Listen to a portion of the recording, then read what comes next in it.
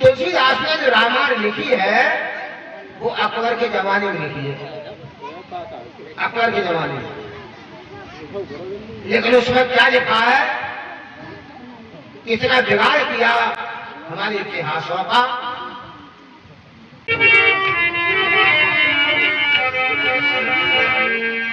बिगाड़ दिया हमारा इतिहास।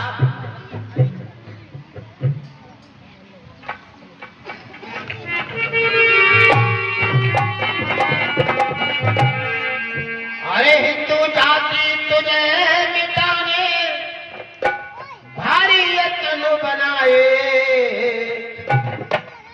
धर्म ग्रंथ महापुरुषों पे मन माने दोष लगाए, मन माने दोष लगाए।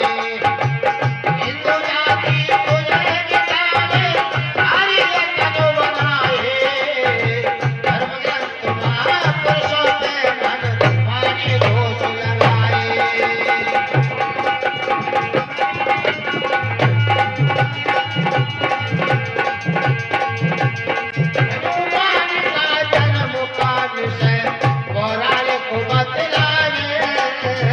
सूरज पकड़ काल में रख दिया ऐसी कथा सुनाने।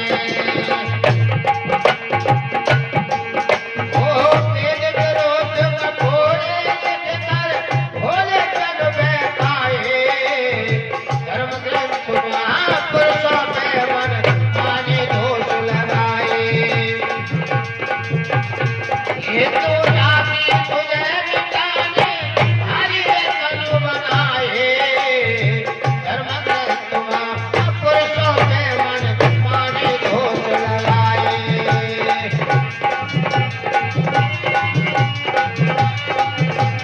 क्या लिखा? आज भी लोग कहते हैं क्या हनुमान का जन्म हुआ था कान से, इस कान से। अब विचार करो, ईश्वर ने सृष्टि किरण और विज्ञान के तीनों के विरुद्ध। हाँ, हनुमान का जन्म कान में तो नहीं हुआ था, कानन में हुआ था। अब अंतर है। कानन कहते हैं संस्कृत में जंगल के लिए, वन के लिए। वन में हुआ था, अगस्त्य मुनि के आश्रम को हुआ था। कैसे हुआ था ये इतिहास लंबा। तो कितना बिगाड़ दिया इतिहास को। और ये तक नहीं, आगे लिखा है क्या, हनुमान जैसा ब्रह्मचारी वेदों का विज्ञानी, हनुमान जैसा ब्रह्मचारी वेदों का विज्ञानी, किस कन्या पे राम चकित हुए सुनकर विश्ववाणी।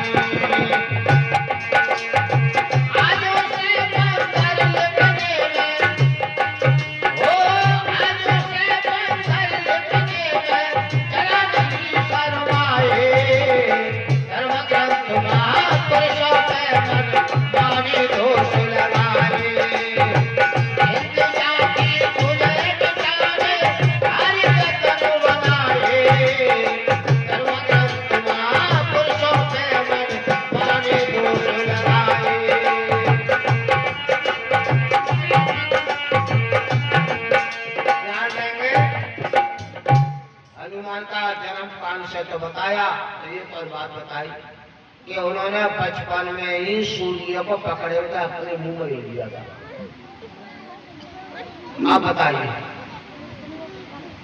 सूर्य इस पृथ्वी से 13.5 लाख गुना बड़ा है। मैं नहीं करा, विज्ञान बता रहा। और जो टीचर है ना, जिन्होंने पीएचडी की है, बच्चों को पढ़ाते हैं क्या कि सूर्य पृथ्वी से 13.5 लाख गुना बड़ा है, बच्चों को पढ़ा रहा है वो।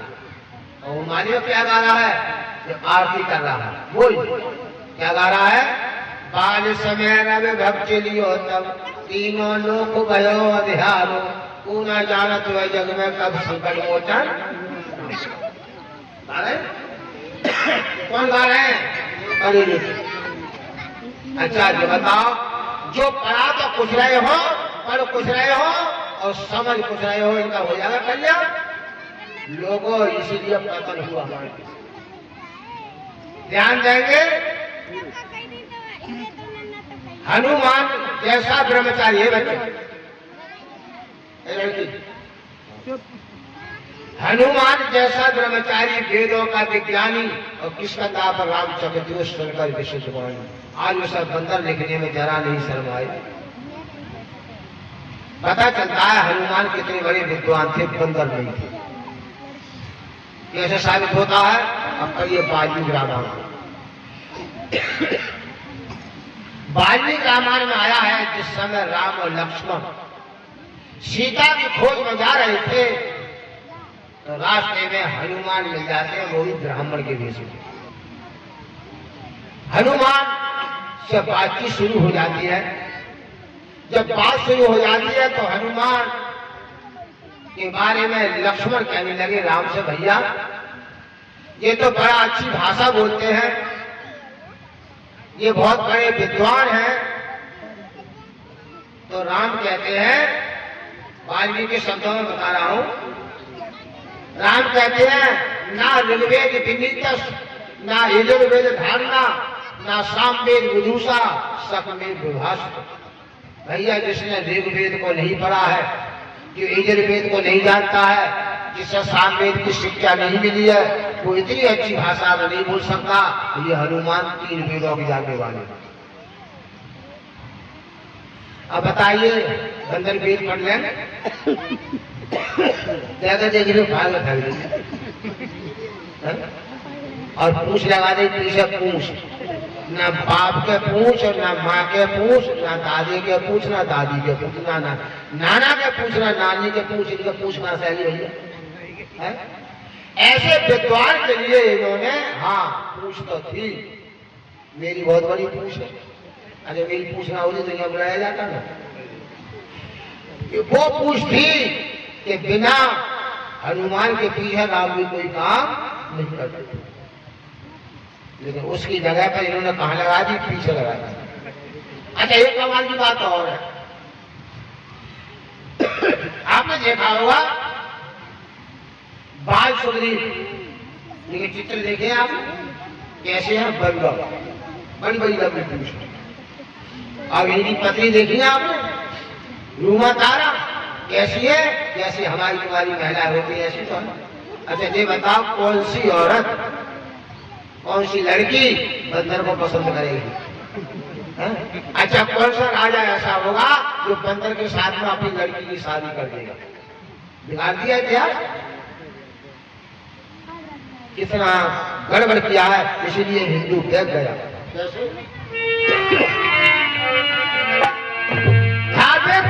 जटायु ब्राह्मण दशरथ का सहपाठी, कश्यप गोत्र उसी आदूजा भाई था संगाती।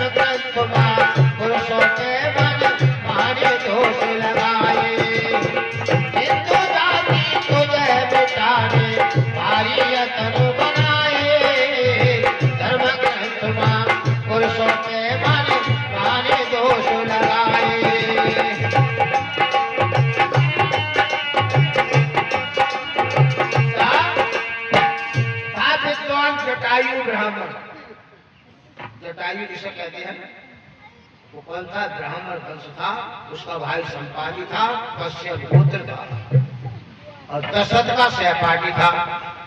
बड़े लिखे जाते हैं सहपाठी उसको कहते हैं जो संग संग में पढ़ा हो। तो राजा दशरथ के साथ में जटायु ने विद्या अध्ययन की थी गुरुकुल में। अच्छा ये विद्या पढ़ लेंगे चौचवानी, ये विद्या पढ़ेंगे किसी आदमी के राजा के साथ में? इतना बिगाड़ दिया इतिहास के लिए। पक्षी था, राम का पक्षी था और रावण का विपक्षी। ये तो था, लेकिन जो उड़ने वाला चौंच वाला बिगाड़ दिया। और कहां तक बिगाड़ा लोगों? जामवंत तो भालू लिख दिए, नल नीलो बताए बंदर। श्री राम के पैर पकड़ के विनती करी समुद्र। श्री राम के पैर पकड़ के विनती करी समुद्र। एक बात के जाने बिन डर देव समझ ना पाए। धर्म ग्रंथ महापुरुषों के मन माने दोष लगाए। हिंदू जाति तुझे बचावे, हरि के तन बनाए। धर्म ग्रंथ महापुरुषों के मन माने दोष लगाए।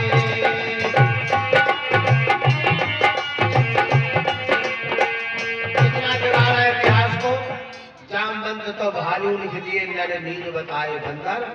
और श्री राम के पैर पकड़ कर विनती करे समुद्र। समुद्र कौन बन गया? आदमी। एक जल है, एक धारा है, लेकिन कितना इतिहास को बिगाड़ा। देखो इसमें थोड़ा सा समझने में अंतर है। इन्होंने तो कह दिया कि समुद्र हाथ में खड़ा हो गया, ऐसा नहीं है।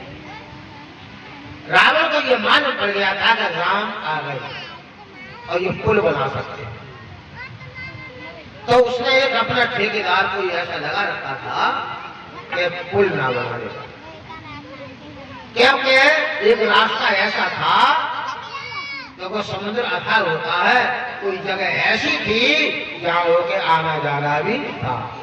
पुल वैसे ही बन सकता, जाने आने का रास्ता था। अगर जाने आने का रास्ता नहीं था तो सूप न था कैसे आई पंचवटी में? तो पैदल तो आई तो उनका धोई आ गए। खरदूषण इधर रहता था, है ना, लोग आते जाते थे, लेकिन ये पता सबको नहीं था, पता उन्हीं लोगों को था। तो उससे जो ठेकेदार जो बैठा था, पहलेदार जो था, उसको राम ने धमकाया, मारने को लिया तो बताया कि बनाना है तो फिर यह बना लो। तो राम ने पुल बनाया, लेकिन लोगों ने इतिहास को बिगाड़ दिया। तो सुनो, अगर इन सारी बातों को बताने के लिए, समझाने के लिए आज तो कौन आए? महर्षि दयानंद आए। ध्यान देंगे, आए तो कौन आए? ऋषि दयानंद आए। और यार ऋषि दयानंद ने कितना बड़ा काम किया। मैंने कल ही बताया था, अगर ऋषि दयानंद ना होते तो भारत के अंदर हिंदू देखने को नहीं मिलता। हाँ मिलता तो कहाँ मिलता? या तो कहीं चिड़ियाघर में देखने को मिलता, या कहीं पुस्तकों में लिखा हुआ मिलता। तो मुल्लाओं के बच्चे पूछते, अब्बा जान हमने ये सुना था कि हिंदुस्तान में हिंदू रहते थे, वो कहाँ है? तो चलो तुम्हें चिड़ियाघर में देखा। तो ये हिंदू चिड़ियाघर में देखने को मिलता। ऋषि दयानंद ने कितना बड़ा काम किया। ऋषि दयानंद ने बहुत ऊंचा काम किया और बहुत सुंदर लिखा है कवि ने। क्या? अरे हिंदू जाति तेरे जग में ऋषि दयानंद आया, मेरा सोया देश जगाया जग में।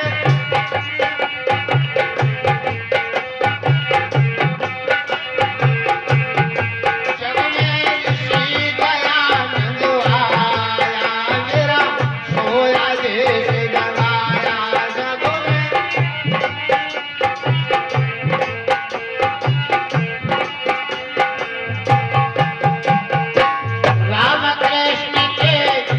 रात दिन यवनी सारी होते थे, शोध करना महापाप था, गैरों के घर रोते थे।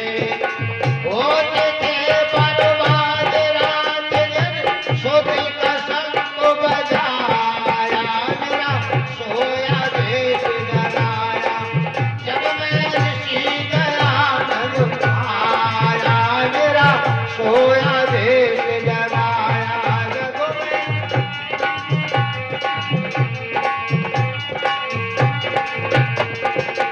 ध्यान देंगे, देश के अंदर जितना भी मुसलमान पाया जाता है या जितना ईसाई पाया जाता है, ये कोई अरब से नहीं आए, ये सब हमारे भाई हैं, ये सब रामकृष्ण की संतान हैं। लोगों, हमारी गलतियों के कारण, हमारी भूल के कारण ये हमारे वैदिक धर्म को छोड़ करके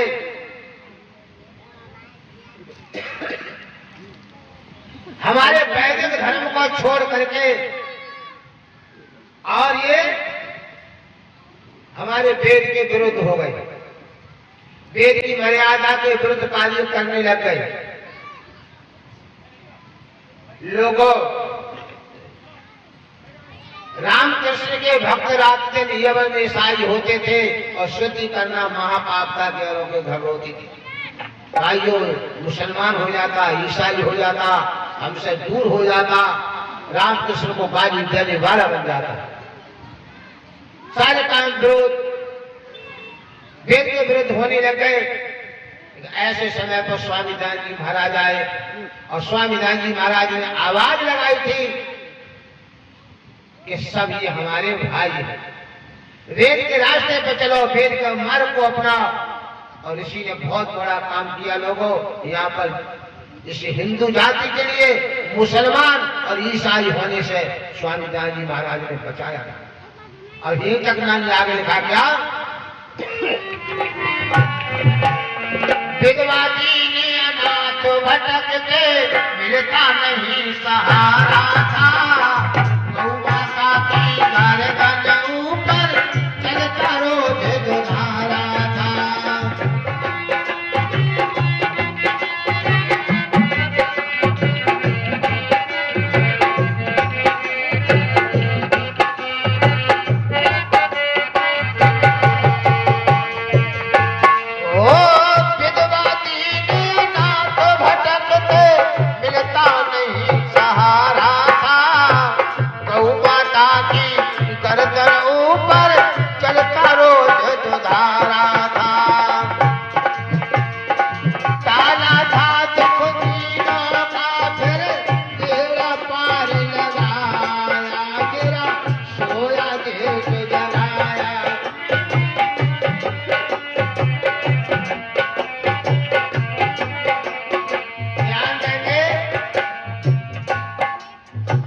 देश की हालत बहुत खराब है। मैंने कल बतलाया था कि हमारे यहाँ पुरुष तो कई शादी कर सकता था और कोई लड़की अगर विधवा हो जाती थी कहते थे कि इसका विवाह नहीं होगा।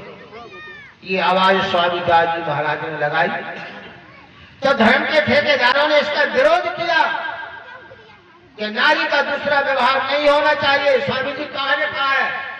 स्वामी जी कहते हैं जहां पर विधर का विवाह लिखा है उसी के बराबर में विधवा का भी विवाह लिखा है। विधर उसे कहते हैं जिसकी पत्नी मर जाती है, विधवा उसे कहते हैं जिसका पति मर जाता है। इनका दोनों का विवाह कर देना चाहिए। स्वामी जी ने आवाज लगाई। और हमारे देश के अंदर पाखंड कितना बड़ा था इस पर उन्होंने बहुत बड़ा प्रहार किया। क्या किया? गंगा ना हो रोग गंगा ना हो पाप कटेंगे ढोंगियों समझाते थे, इसीलिए तो पापी मानव गंगा नहाने जाते थे।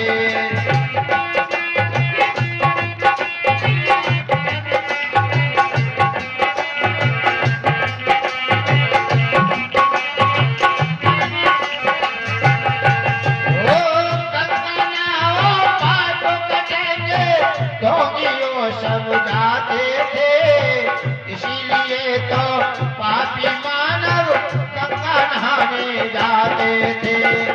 कर्मों का फल पड़े भोगना ऋषि ने अटल बताया, मेरा सोया देश जगाया जब मैं ऋषि दयानंद आया, मेरा सोया देश जगाया जब मैं।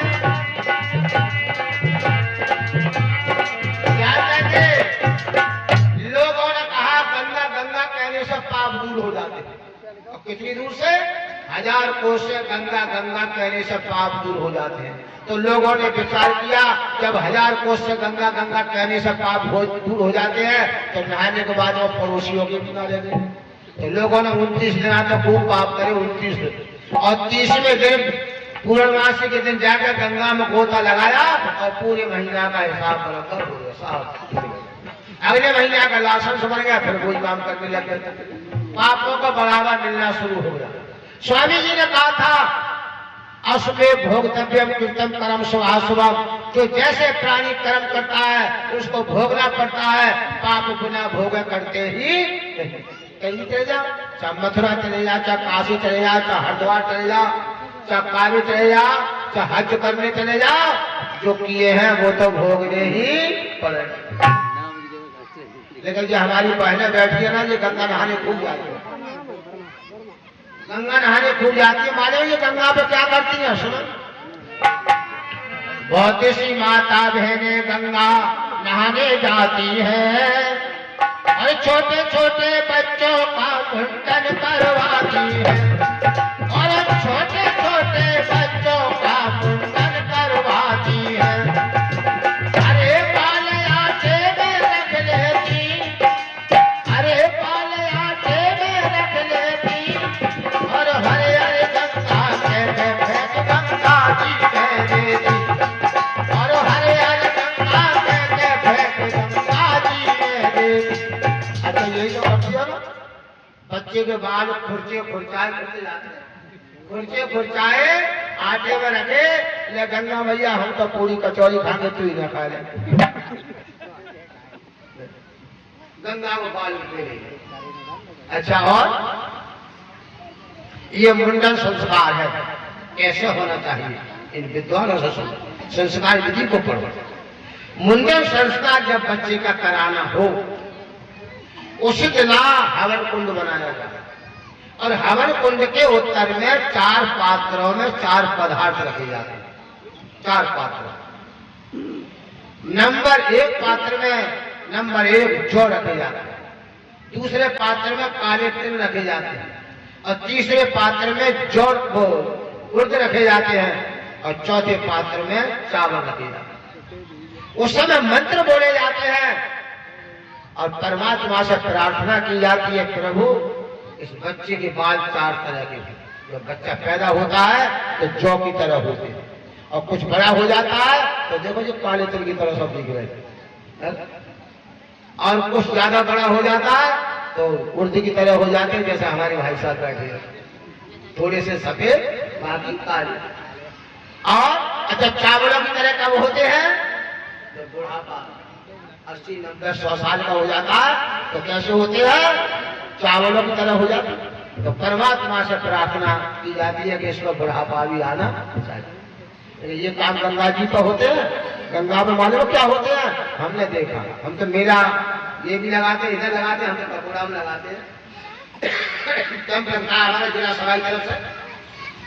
तो देखा तो स्नान कर रहे थे, राम राम लड्डू गोपाल राम की, घर के नाम से बोल बोल, बड़ा मन है। मैंने कहा भैया ये बताओ, गंगा नहा रहे हो, हलवाई दुकान में बैठ रहे। देखा तो इतना बड़ा कदुआ काजू बुढ़िया फेंक रही उसे, बहुआ संग में। तो माता जी ये तो खाने की चीज है, गंगा में क्यों फेंक रही है? बोले कि तू कहा जा रहा है? तो माता जी बता दे, मैं भी एक आध गंगा में सरा दूंगा। बोले का फल दे और फल पावे। नहीं अम्मा हिंदी में समझा, हिंदी में। बोले का जो छोटी बहू है ना, क्या तो कोई बालक ना है, नहीं अम्मा गंगा जी में बालकनी कोई फेंक रही बोलिए, या कोई मिल चढ़ा है, या बालक बन के तैयार हो रहे गंगा में। अरे 50 पैसे का रबड़ का फूकना भी ना आता, तो ये गंगा लेने को आई। ये दशा ध्यान रखना, संस्कार हमें कैसे करने चाहिए विद्वानों से सीखो। विद्वान बताया करते हैं हमें संस्कार कैसे करना चाहिए और संस्कारों पे हमें कैसे गीत गाना।